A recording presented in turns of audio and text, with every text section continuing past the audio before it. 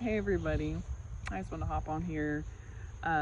Before I get started, that's my husband's truck from the front view. He loves that thing. It's a good view for people. Um, so I was, I was thinking because today is the anniversary of the 20-year anniversary of the World Trade Center attack, and a lot of people lost their lives that day. I was 14 years old, days from being 15. I was a sophomore in high school, and I was walking into my third period honors chemistry class, and my teacher had the TV on, and I remember looking at the TV like, that I've never heard of this movie. And then I was like, this is the news. Like, this is real? And I was like, what? No. And then I saw the second plane hit. I watched the second plane hit, and I was just like, oh my gosh. I remember feeling like overwhelmed. And then I remember seeing the people jump from the buildings because the news was just had it going. I mean, they weren't trying to hide anything. Because, I'm sitting there watching it, and I'm just thinking, surely there's people down at the bottom with parachutes catching these people. They're surviving. If they're jumping, they're living. That's pretty high, but, in my 14-year-old brain, this is what I'm thinking. That day will be etched in my mind and everybody else's mind who was alive that day. And, I was just thinking about how important it is to remember those events because a lot of people died. And, I remember my dad when that night we were talking, and he said, this is almost like when John F. Kennedy was assassinated. He said, I remember exactly what I was doing. And it was an event like that. And the last one was most people know exactly what they were doing when they, depending on what state you were in, when they announced the lockdown for coronavirus.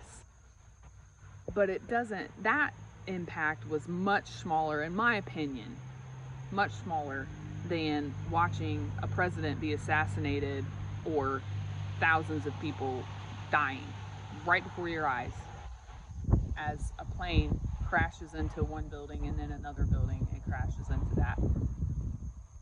And I got to thinking, and I don't even know if it was my thought. So a lot of times I have thoughts and I'm like, was that even my thought? I feel like the Lord was like, yeah, there's an event coming where everyone's going to say, where were you when Jesus came back? The people left behind, there will be millions of people left behind who knew it was Jesus. For whatever reason, they've either chosen not to be a Christian, they know about him and want to believe him, and they just will make it right on their deathbed, or they claim to be a Christian and they've never actually truly given their heart to the Lord. But that's between them and the Lord. Again, I'm not here to judge anybody. And then there's going to be people who are going to be like, well, where were you when the disappearances happened? And so I even think in heaven, maybe we'll be talking to one another and say, where were you when Jesus came to get you? Were you in bed? Were you working? Were you asleep? Were you yelling at your kid? What? Okay, we'll go ask him again. He would say no. So he said no.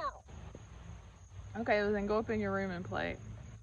No. I might need to put me on the sleep. I will in a little bit, okay? Go get your shoeies on.